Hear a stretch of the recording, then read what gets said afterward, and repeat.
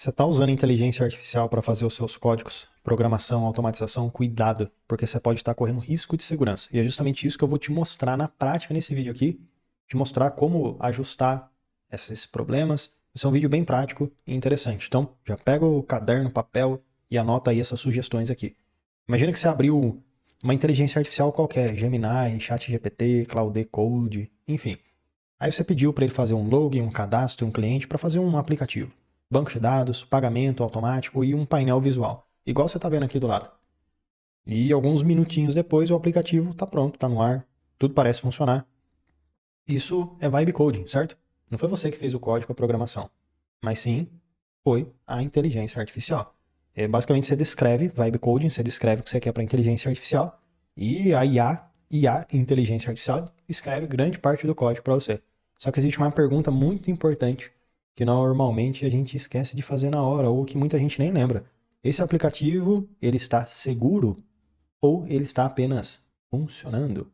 Olha o aplicativo aqui do lado, ele tem tudo, ó, login, cliente, receita, cobrança. Visualmente ele está perfeito, está bonito, mas a segurança continua um ponto de interrogação. Não dá para saber só olhando para o aplicativo se ele está seguro. Visualmente, bonito está, mas está seguro? Não sei. E é isso que eu quero mostrar aqui nesse vídeo. Os erros que mais passam despercebidos quando a velocidade para criar fica maior do que a velocidade para revisar o que foi feito, né? A IA ficou ótima em fazer códigos. Rodar. Segurança é outra etapa. Olha que interessante. Anota esse conteúdo aí. Olha esse gráfico. Num estudo feito pela empresa Veracode sobre o código gerado por inteligência artificial, a correção de sintaxe passou de 95%, enquanto o Security Pass Rate ficou em 56%.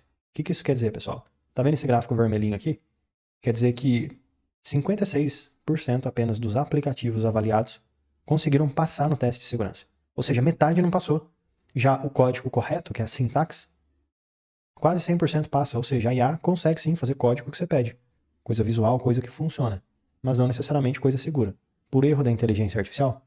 Ou será que é por erro da solicitação, que não foi pedido para que fosse feito?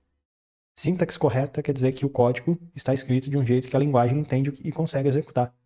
Já Security Pass Rate, que é o passou em segurança, mede os casos que também passaram no teste de segurança daquele estudo. Então só metade passou. E essa comparação aqui resume bem, né? Rodar e estar seguro. São testes diferentes. Exemplo, um código pede um código lá e pode devolver o pedido número 106 perfeitamente. E ainda esquecer de conferir se você tem permissão para enxergar esse pedido. Você é dono da padaria e você está vendo o pedido do dono da farmácia. Tem nada a ver uma coisa com a outra, né? Então a pergunta que deixa de ser só funcionou passa a ser o que esse código permite fazer que não deveria. E o primeiro problema, pessoal, é conferir na tela e confiar só no que você vê na tela para proteger os dados. Então, imagina que você tem um sistema de clientes, João entra, vê os clientes dele, Maria entra, vê os clientes dela, e parece que está tudo seguro. Mas será mesmo que o João está impedido de ver os pedidos da Maria? Quem que está dizendo isso? Só a tela? Ou será que tem alguma coisa por trás que realmente impede esse realmente bloqueia, que tem essa segurança? E aqui que entra o RLS, que é a segurança em nível de linha. Então anota aí, RLS, para você sempre verificar esse nível de segurança. RLS, segurança em nível de linha, uma regra no banco de dados dizendo quais registros cada usuário pode acessar. E o SQL, SQL, é simplesmente a linguagem usada para conversar com esse banco. Então, repara na tabela aqui, ó. A regra do lado, aqui a regra, ó, o banco compara o dono da linha com o usuário logado, antes de entregar o dado.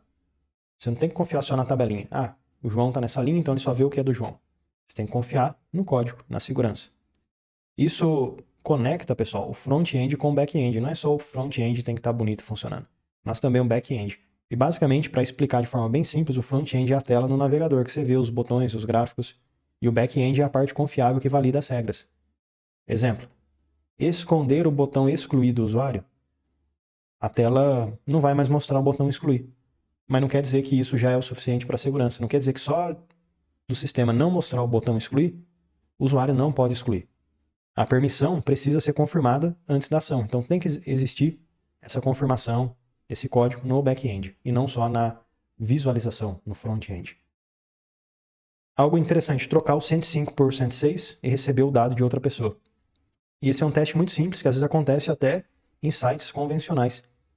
Você abre lá o pedido 106 ou 105, abriu o pedido que é seu, 105, troca para pedido barra 106 e o servidor devolve o pedido de outro cliente para você. Então, isso está na configuração, às vezes, da API. Então, anota aí também, API, que basicamente é a ponte que leva esse pedido do aplicativo até o servidor. A falha acontece quando o servidor encontra o registro, mas esquece de conferir se aquele usuário pode acessá-lo. Será que o dono da padaria, que é o pedido 105, ele pode ver o pedido 106, que é do dono da farmácia? Não necessariamente, né? Então, olha a requisição. João está autenticando aqui, ó, pede o pedido 106, recebe os dados da Maria. O código funciona? E justamente por isso o problema pode passar despercebido. O código está funcionando, está tudo bonito, mas não necessariamente tem segurança, né? E quando a gente fala assim de segurança, é até interessante a gente até consultar uma sigla para você anotar, OWASP. OWASP, que é a referência aberta em segurança de software. É open source, tá bom? Chama essa categoria de BOLA, bola.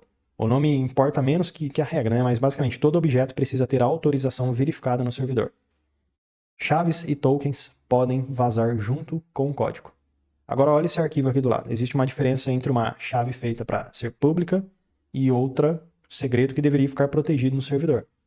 Quando a senha, token, chave secreta é escrita diretamente no código, chamamos isso de hard-coded. Ou seja, quando você vaza alguma informação porque você deixou direto no código, que não deveria. O problema é que projetos costumam usar Git, que guarda o histórico das alterações. E aqui nessa linha do tempo ali em cima, a chave apareceu no commit 2 e foi apagada no commit 3, só que ela ainda pode existir no histórico.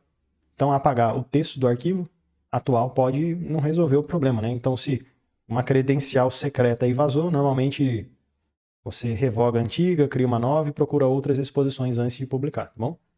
Conteúdo do usuário precisa ser tratado como conteúdo não confiável.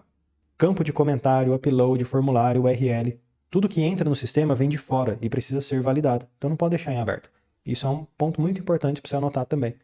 Um exemplo clássico é o XSS. Algo que deveria ser apenas texto, acaba sendo interpretado pelo navegador como código. Olha o fluxo. Entra um trecho parecido com um script, passa pela validação e a saída segura continua sendo texto. A ideia é impedir que o conteúdo do usuário vire instrução executável. Na prática, valide o formato e o tamanho, controle uploads, tenha cuidado quando acertar HTML ou outros conteúdos ricos, né? Exemplo, você vai lá deixar o seu aplicativo livre para fazer upload. Para todos os formatos de arquivo, .php, você não precisa, né? Então especifica bem. Meu aplicativo ele só vai receber arquivo de PDF, ou só arquivo de Excel, .xlsx, ou só arquivo de TXT. Simples, ou só arquivo de foto.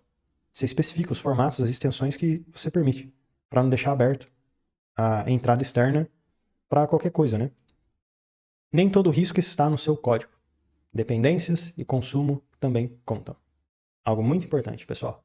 Quando a IA diz, instale essa biblioteca, você tem que lembrar que você está colocando código de terceiro, que às vezes você nem conhece, dentro do seu projeto. Então confirma se o pacote existe, quem mantém e qual a versão está sendo instalada. Aqui do lado você vê um pacote conhecido, um nome suspeito, e o Lockfile, que registra as versões utilizadas. Existe até outro risco, que nem parece invasão. Consumo sem limite, acaba consumindo tudo, né, que você tem aí de tokens, por exemplo. Se cada chamada de IA custa dinheiro e não existe controle, um robô pode pedir a operação milhares de vezes.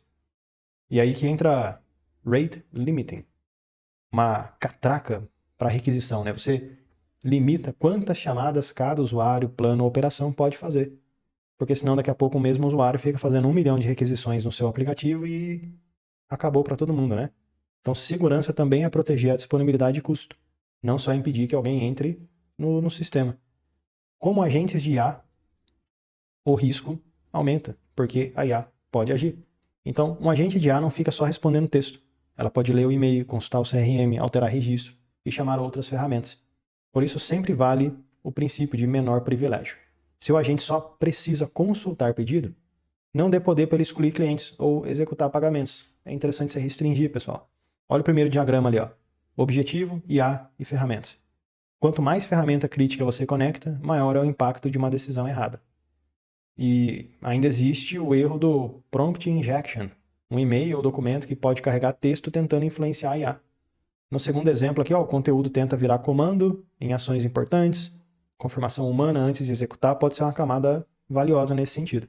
Então, como revisar sem transformar isso num projeto infinito? Nossa, eu queria só fazer um programinha, vou ficar aqui 10 horas resolvendo todos esses problemas de segurança. Eu não ia procurar, talvez, um botão mágico, um prompt mágico, deixar seguro. Dá pra gente usar isso aqui em camadas, pessoal. Primeiro, você pede para a inteligência artificial revisar pontos específicos. Autorização, segredos, entradas, consumo e permissões. Depois, você pode combinar isso com ferramentas já automáticas. Exemplo, análise estatística, lê o código, procurando padrão.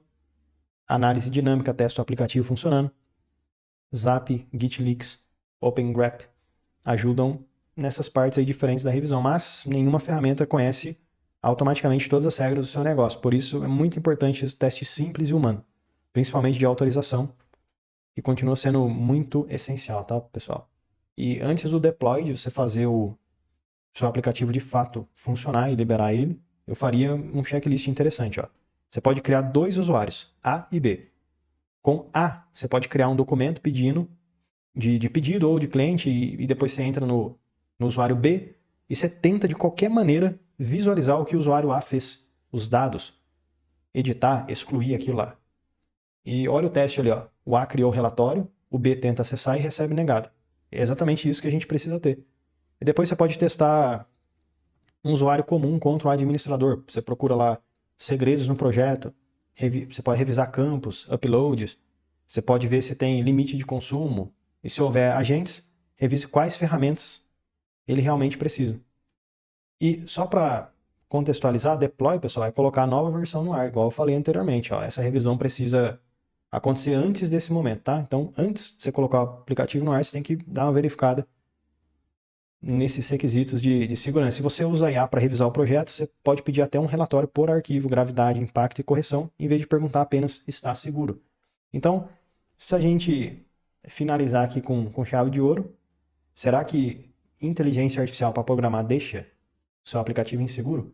Não automaticamente. O problema não é usar a inteligência artificial. O problema é confundir velocidade de desenvolvimento com prontidão para produção. Olha o painel final aqui. Funcionar é só a primeira etapa. Depois vem permissão, segredo, entrada, limite e se houver agentes. Então você pode sim usar o vibe coding, pedir para a inteligência artificial programar para você, mas é ideal que você faça um protótipo.